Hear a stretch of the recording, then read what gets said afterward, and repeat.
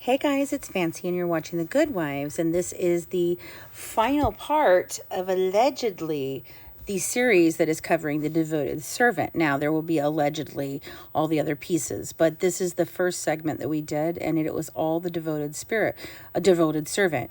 Now, and obedient servant. Now, we have come to the end of this. There's only about 6 more of these, and these are where the tone shifts. Now, up until this point, the servant has been very, very kind, very generous, and Gypsy has given him almost no attention whatsoever. So something is happening with them during this period of time. And so here we go, starting with email number 40. It's outbound from Gypsy to the admirer, and she is livid. She says, "Where is my loyal servant? Haven't heard from you in a few days. Wondering how you've been." So this is a strategic summon. She activates concern and loyalty in one move. By questioning his absence, she flips the power dynamic, and the goddess notices when the servant falters. Then this reasserts emotional dependency. So number 41 is inbound, and it's from the admirer, and he says, "Hi, goddess. Sorry I was busy. Had my grandson a couple of days. Your loyal servant sent your 50 that I owe you. Going out to watch The Flash Saturday night. It's free on HBO. Thank you, goddess, for referring to me as your loyal servant. That's the first time you acknowledged me as your servant. Thank you, goddess. You made me so excited." So again, these might be a little out of order, but I think they're right. Payment is emotional validation. This is a key shift. Gypsy's use of loyal servant gives him an official title in the narrative. His excitement is not just about the money or even at the movie. It's being seen in the role he imagined for himself. So number 42 comes out from Gypsy, and this is where she screws up, and she always does. So she says, "I have a question. I can't help but find it curious as to why you offer dollars so freely. What is it exactly that you expect from me in return? Everyone has an intention, and may I ask yours? I am married, if that makes a difference. I have talked with my husband and told him of your kindness, and he questions your motive. So this is why I ask." So this is a transparent inquiry, and it's got a marital disclosure to this. So Gypsy's subtly reclaiming power. The question is framed politely, but underscores a new boundary. So mentioning her husband triggers a major shift. It forces the admirer to confront the illusion of intimacy he's been investing in. So number 43 is inbound from the admirer to Gypsy, and the admirer is confused. He says, "Hi, I was just trying to be nice to you, but I see your husband and you as a little suspicious. I will not correspond anymore." And so this is a hurt reaction. It's an immediate withdrawal. The admirer deflates. His tone flips from servile to guarded.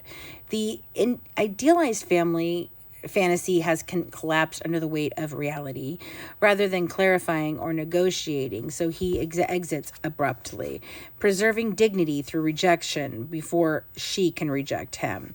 So number 44 is from her to him, and she says, "I wasn't trying to be rude. I'm asking. My husband doesn't want me to be misled, and he doesn't want me to mislead anyone in the wrong impression. Thank you for your kindness." So this is another grateful and graceful clarification. Gypsy maintains poise. She avoids conflicts and frames her questions as protection for both sides. Her tone is soft, strategic. She recognizes the admirer's retreat but closes the exchange politely. So this is inbound from the admirer to Gypsy, and it says, "Hi, I didn't realize you were still married. I knew you got married, but I read that you got an annulment in November. So I guess you can't believe everything you read. Laughs out loud. Wouldn't have contacted you if I knew you were married. Please apologize to your husband for me. I'm not the type of person who contacts married women.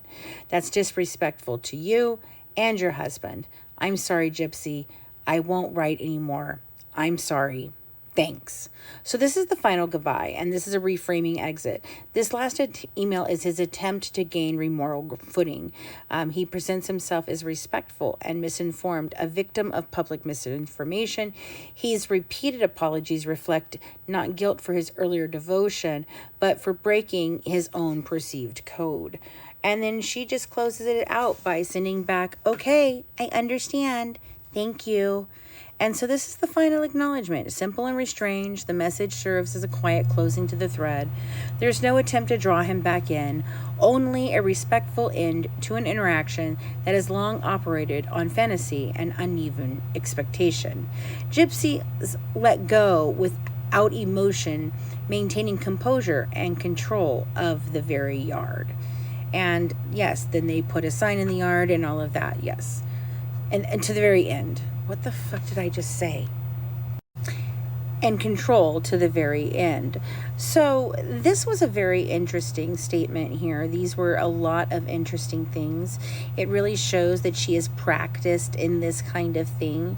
She knew how to ask. She knew how to make him feel good. She knew how to give it just right the emotion of being able to keep him at bay, but yet him feel close to her. And she is fleecing money. And as soon as the facade falls apart, she doesn't even try to continue on. She just tells them okay and goodbye, and that is that. And she tries to strong arm them. Where are you? Why are you not paying me? And they just do not fall for it at this point. And you can fool me once, shame on you. Fool me twice, shame on me. And so I really feel like this gentleman is very heartbroken in the end of this, and he walks away thinking, what if any of it is real? And I hate to tell you this, sir, none of it is real. That's the thing. She's not real. She doesn't have real emotions and real thoughts and real feelings. She doesn't behave like real people. She is a succubus on life, and she will suck the life right out of anyone who will allow her. The woman is not a good person. She is highly, highly diabolical. And anyone that comes in her path is 100% a person who can become a victim of her at any time. She is dangerous, folks. That is why we're out here doing this. It has nothing to do with clout or likes or views. It has to do with the fact that there is allegedly, in my opinion, for entertainment and educational purposes, only a piranha running around in your cities, my friends. And she's free to go anywhere she wants, and she's free to do whatever she wants, and she has never thought that rules apply to her. Remember, she told us last year, you got to buy my short and curlies, but once I get off parole, oh boy, once you got off parole, man, Gypsy, you've been giving us the content for days, baby. Okay, so the next one that we're going to be breaking down for you guys will be her conversations with her daddy, Pimp Juice, and Boo. So Pimp Juice and Boo will be coming up in our next segment on the Gypsy Prison emails. Have a good one from the Good Wives, serving up true crime, one dish at a time. Bye, guys. Mwah.